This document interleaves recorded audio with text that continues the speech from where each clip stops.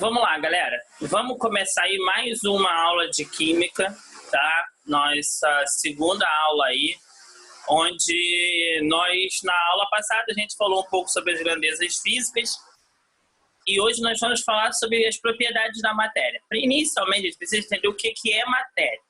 O conceito de matéria vai me dizer o quê? Matéria é tudo aquilo que existe e ocupa lugar no espaço e tem peso. Isso é importante a gente lembrar. Toda matéria tem peso, tá? Ah, professor, ar tem peso? Tem. Se você pegar duas bexigas diferentes, você vai ver que o ar tem peso. Quais são as propriedades da matéria, né? Primeiramente, a gente vai falar das propriedades físicas da matéria, depois a gente fala das propriedades químicas. Propriedades físicas da matéria, a gente primeiro vai falar da temperatura, mudança de estado físico. Vamos lembrar, nós temos três importantes estados físicos. O estado sólido, aqui representado, se vocês conseguirem ver, tá? O estado líquido e o gasoso, tá? Aí a gente representa com a água, porque com a água fica mais fácil. Mas toda a matéria pode ser expressa nessas três formas, tá? E a mudança de uma forma para outra, ela existem nomes para caracterizar. Se você perceber, quando eu estou indo aqui, ó, da esquerda para a direita, eu estou aumentando a temperatura. O caminho inverso, eu estou resfriando, tá? Então, por exemplo, do estado sólido para o estado líquido, nós temos a fusão. Do líquido para o gasoso, a vaporização. Do gasoso, voltando para o líquido, a gente tem a condensação. Como assim? Quando você abre um refrigerador, você tem ali o processo de condensação, ou também pode ser chamado de liquefação, tá? Então, nos ajuda aí nessa questãozinha. Do líquido para o sólido, a solidificação, que você também vê no refrigerador, transformando a água em gelo. Quando transforma o gás em líquido, quando você abre o refrigerador, tá aquele gás ali devido à pressão. Se você reparar, a parede do refrigerador tem umas gotículas de água. Essas gotículas são a água saindo do estado gasoso para o estado líquido, tá? E existe o processo onde ela passa do estado sólido e vai direto para o estado líquido. Esse processo é a sublimação. A gente tem, por exemplo, a naftalina. A naftalina, você não vê ela passando pelo estado líquido. Você vê ela se transformando, ela tem o sólido e você vê direto ela indo embora. A naftalina é um bom exemplo disso, tá? Continuando aí, nós temos as temperaturas de fusão e ebulição. O que nós podemos chamar também de ponto de fusão e ponto de ebulição. Cada material, cada matéria tem um ponto de fusão e de ebulição. O que nós conhecemos bastante é o da água. Se você ver, ele aparece aqui, ó, o da água. O seu ponto de fusão é 0 grau, ponto de ebulição é 100 graus. Ah, mas o que é ponto de fusão? O que é ponto de ebulição? Ponto de fusão é a temperatura aonde acontece a passagem, tá? A passagem do estado sólido para o estado líquido. Por isso que fala do processo de fusão. Já na ebulição, o que você vai ter ali? Também uma passagem do estado líquido para o estado gasoso. Observe o desenho que eu estou fazendo aqui embaixo. Vamos lá. Aqui nós temos, nessa parte de baixo aqui, nós temos a temperatura no estado sólido. Tá? Nesse momento ela está no estado sólido. Aqui, por exemplo, ela chegou a água a 0 grau. Aqui eu vou ter água no estado sólido e no estado líquido. Tá? Aqui, nessa subidinha, ela começa a estar somente no estado líquido. Por que ele está reto? Porque ele é o ponto de 0 grau. A partir daí, a água está só no estado líquido. Chegou aqui, ó, 100 graus. Aqui a água já vai estar no estado gasoso, tá? Não totalmente no gasoso. Gasoso, mas ainda vou ter parte dela no estado líquido.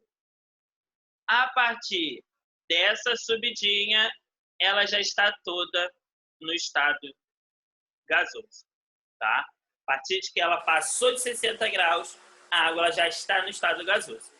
Vamos lembrar que a temperatura ambiente ela é 25 graus. É maior que zero, porém é menor que 100. Então, quero dizer que ela está nessa faixa aqui. Se ela está nessa faixa, a água está no estado líquido. Tá ok?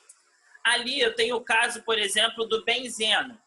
A 90 graus Celsius, por exemplo, a 90 graus Celsius, a água ela está aqui. Mas o benzeno já está no estado gasoso, porque o seu ponto de ebulição é 80 graus. Então, a 80, ele está na passagem. Passou de 80, ele está no estado gasoso. Tranquilo? Solubilidade. A solubilidade é a capacidade de eu dissolver um soluto em algum solvente numa determinada temperatura. Lá na frente, quando a gente começar os estudos de físico-química, a gente vai falar de curva de solubilidade. Por quê? À medida que a temperatura vai subindo, a quantidade de matéria ela vai aumentando, a quantidade de solução vai aumentando. Porque, por exemplo, se eu misturar água e açúcar, dependendo da quantidade de açúcar, ela não vai ser totalmente dissolvida na água. À medida que eu vou aumentando a temperatura daquela substância, cada vez mais partes de açúcar vão se dissolvendo. Até o momento que 100% ali vai estar totalmente dissolvido. Tá? Aí a gente tem, se você olhar na nossa tabela, a gente tem a temperatura da substância e a curva de solubilidade, ou seja, o quanto dessa substância está sendo desenvolvido em água. Por exemplo, aqui tem gramas de sacarose por a cada 100 gramas de água. Eu tenho 100 gramas de água. À medida que a temperatura vai subindo, eu consigo dissolver uma quantidade maior de sacarose. Que nesse caso, para quem não conhece, a sacarose é açúcar que nós temos. Tá? Veja aqui que a 100 graus, a substância, eu consigo dissolver exatamente em 100 gramas de água, lembrando que ali está 100 gramas de água, 487,2 gramas de sacarose. Ok? Continuando aí, nós temos agora as propriedades químicas. Tá? Propriedades químicas são o que vai caracterizar uma substância mudar ou não. Tá? Eu vou agrupar em grupos que têm propriedades em comum, como a separação da química, a química inorgânica, a química orgânica, tá? Como a gente tem alguns exemplos aqui, ó, ácidos, bases, sais e óxidos. Os ácidos têm características químicas comuns. As bases têm outras características químicas comuns. E assim sucessivamente, tá? A partir daí, a gente já falou de um todo, né? Eu passei o próximo slide, mas o próximo slide já é para a próxima aula. Só para a gente finalizar, aí vamos ler só isso aqui, ó. Existem alguns fatores que podem evidenciar, mas não garantem a ocorrência de uma reação química. Exemplo, alteração de temperatura, formação de sólido de precipitado, liberação de gás e mudança de cor. Isso muda a matéria? Não, totalmente. Não vai garantir a ocorrência da reação, que vai garantir... Porque uma reação química é quando eu tenho alguns produtos que vão se transformar em algum reagente. Tá? Existe alteração da matéria. Por exemplo, se eu tenho aqui uma reação simples de ácido clorídrico mais aí o hidróxido de sódio, que é o Na, OH, tá difícil de escrever aí porque eu estou usando o touchpad, tá, galera? Linear OH, eu vou ter de resultado disso, tá? Só para vocês saberem, eu tenho de resultado disso, só para ilustrar, eu vou ter de resultado disso o quê? Água, tá?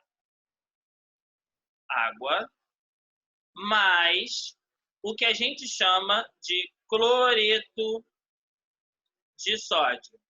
Então, repare que duas substâncias se transformaram em outras duas substâncias.